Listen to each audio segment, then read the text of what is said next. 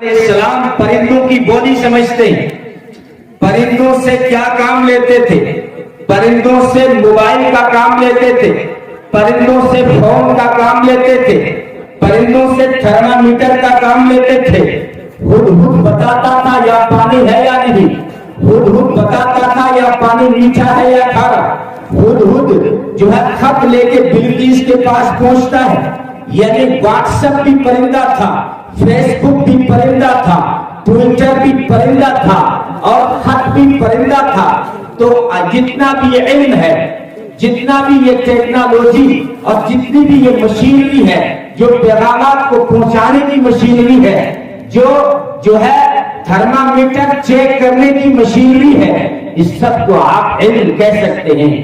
سلیمان علیہ السلام نے فخر سے کہا یا ایھا الناس، اے لوگو علمنا منطق الطیر، ہمیں علم دیا گیا پرندوں کی بولی کو سمجھنے کا۔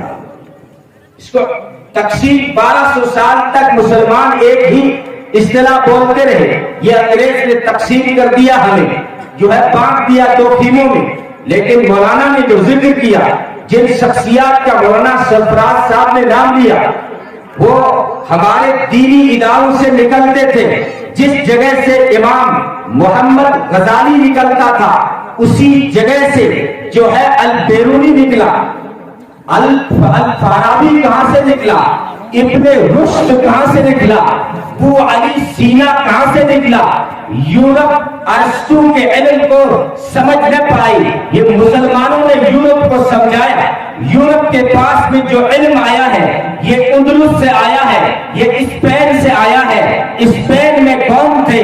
صحابہ کے شاگرد تھے۔ صحابہ کون تھے؟ محمد عربی کے شاگرد تھے صلی اللہ علیہ وسلم۔ یہ علم لوگوں نے ہم سے لیا، لوگوں نے تھوڑی سی اور زیادہ محنت کر دی، انہوں نے اپنا نام چپکا دیا اور ہم غفلت میں پڑ گئے۔ ہم نے محنت سے منہ پھیر لیا، ہم محنت چور بن گئے، ہم نے محنت چھوڑ دی، ٹیکنالوجی کی محنت چھوڑ دی، سائنس کی محنت چھوڑ دی، چیزوں پہ غور و فکر کرنا جو قرآن کا حکم تھا، ان فی خلق السماوات والارض واختلاف اللیل والنہار لآیات لأولی الالباب، کہ آسمان اور زمین کی تخلیق میں، رات اور دن کی گردش میں ہم نے عقل والوں کے لیے بڑی نشانیاں رکھی ہیں۔ یہ سائنس کا حکم قرآن نے دیا تھا۔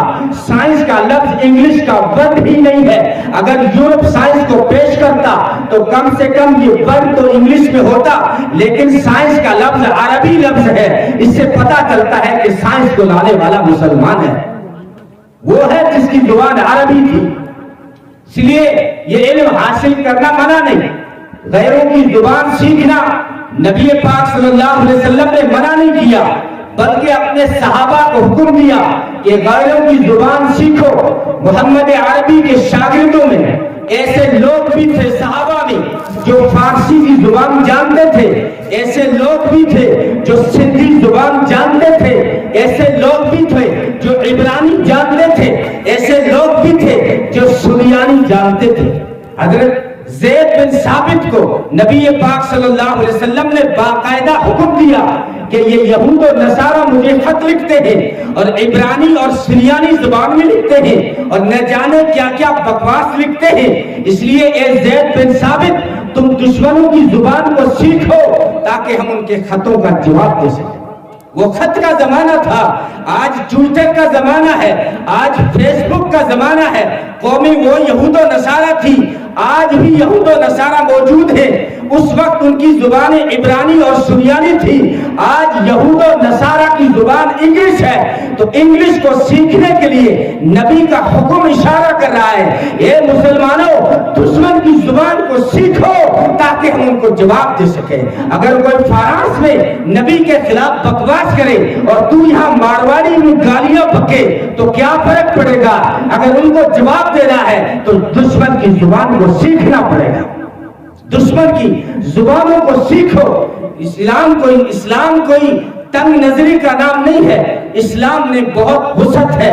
نبی پاک صلی اللہ علیہ وسلم نے فرمایا ساری زبانیں اللہ کی مخلوق ہے، ساری زبانیں اللہ کی مخلوق ہیں، مخلوق کا احترام کیا کرو، مخلوق کی قدر کیا کرو، کسی بھی مخلوق کو حقارت کی نگاہ سے دیکھنا یہ اسلام نہیں سکھاتا۔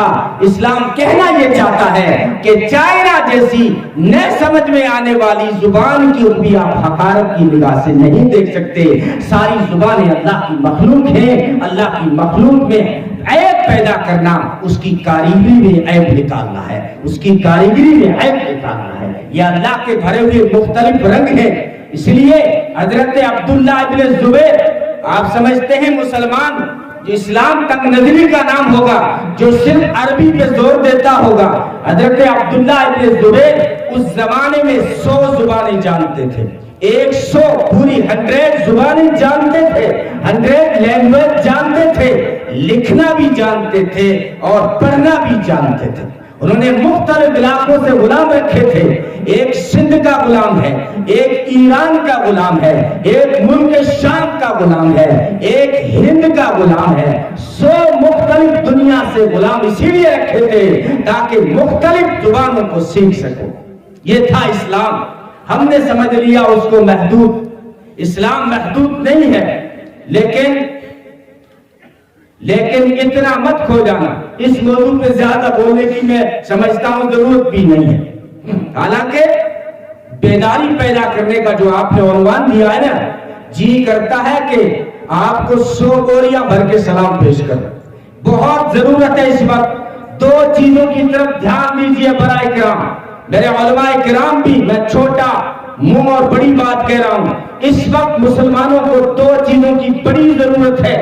ایک تو مسلمانوں میں آپ تعلیمی بیداری پیدا کیجئے، اور دوسرا مسلمانوں میں اتحاد اور اتفاق قائم کیجئے۔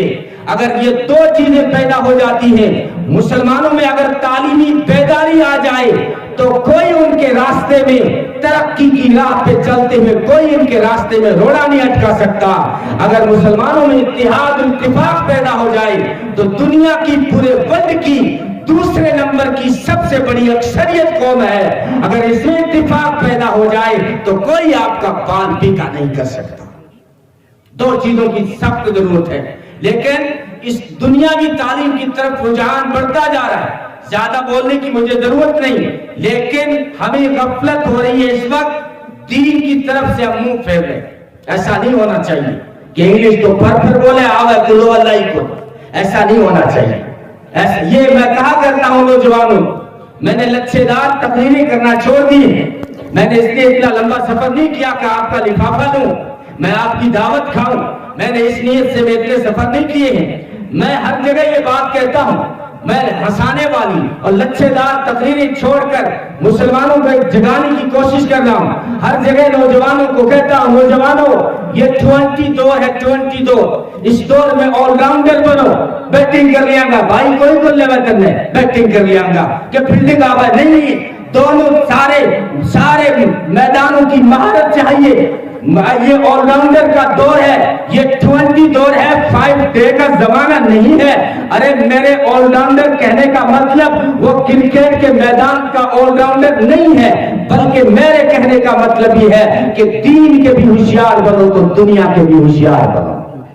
ایسے دنیا میں مت کھو جاؤ کہ نماز بھی نہیں آتی اور تحیات بھی نہیں آتی، اور ایسے تصویر میں مت کھو جاؤ کہ دشمن کیا منصوبے بنا رہا ہے اس سے تم جو ہے آنکھیں پھیر لو۔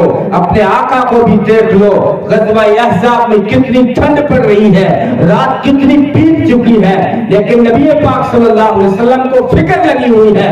جاؤ حذیفہ دیکھ کے آؤ کہ اس وقت دشمن کیا کر رہا ہے، دیکھ کے آؤ اس وقت دشمن کیا کر رہا ہے، کہ نہیں سب دعا سے ہو جائے گا، سب تسبیح سے ہو جائے گا۔ یہ دھوکہ ہے۔ اگر دعا سے سب کچھ ہو جاتا، محمد عربی کی دعاؤں سے ہی سب کچھ ہو جاتا صلی اللہ علیہ وسلم۔ یہ دنیا دار و اسباب ہے، یہاں پہ یہ محنت مانگتی ہے۔ تو میں کہہ رہا تھا بچوں آل راؤنڈر بنو۔ اگر کرکٹر بھی بننا ہے آپ کو، اسلام آپ کو منع نہیں کرے گا۔ اگر آپ جائز کھیل کھیلتے ہیں، اسلام آپ کو منع نہیں کرے گا۔ آپ اگر صحت کے لیے، ہیلتھ کے لیے کبڈی کھیلتے ہیں، ہیلتھ کے لیے کرکٹ کھیلتے ہیں، اسلام آپ کو روکے گا نہیں، بلکہ اسلام نے آپ کی صحت کا اس وقت خیال کیا تھا جب تو ماں کے پیٹ میں تھا۔ اس وقت اسلام کو تیری ہیلتھ کی فکر پڑی نہیں تھی. جب بچہ ماں کے پیٹ میں ہوتا ہے اور مہینہ آ جائے رمضان کا تو اسلام کا